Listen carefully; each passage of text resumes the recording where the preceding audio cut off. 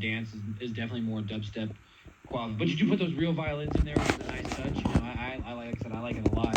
Yeah, I just love the violins. Like me and Wildfire way back, everything we had, we just add violins after. Oh, this needs a violin. This needs a violin. cello, yeah. All It's sorts kind of the of- magic.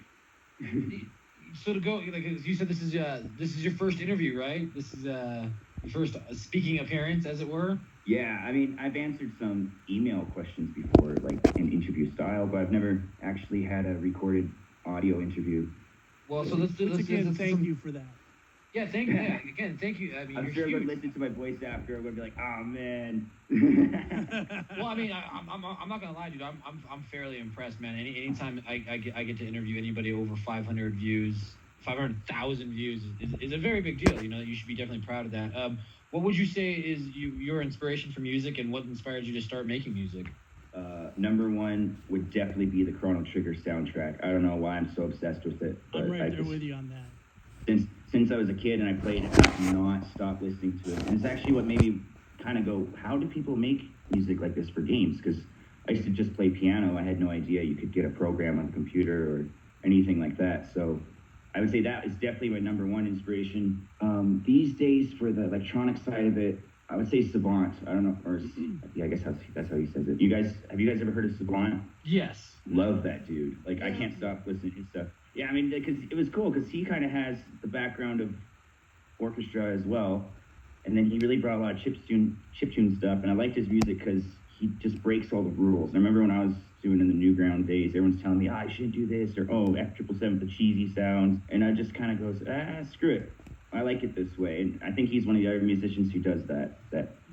He's doing really well these days. He's just awesome. Again, to throw out your accolades out there, 137,000 subscribers can't be wrong and say that you got bad music, so you definitely make music that speaks to a lot of people out there.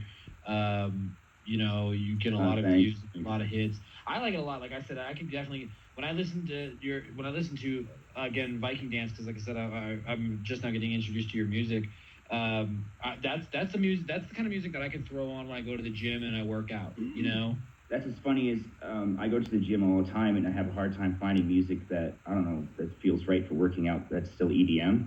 Yeah. If that makes sense. So I try to make my music always to be fun for the most part, where it makes you want to go do something. Because I don't have, obviously I don't use a lot of singers or anything like that. So yeah, and when I'm in a good mood making music, I'm being goofy anyway. So I just like the upbeat stuff and being super cheesy, overdoing things. So what would you say is your favorite music to make? Right now, glitch hop for some reason. I just feel like there's so many ways you can just do a different song. I don't know.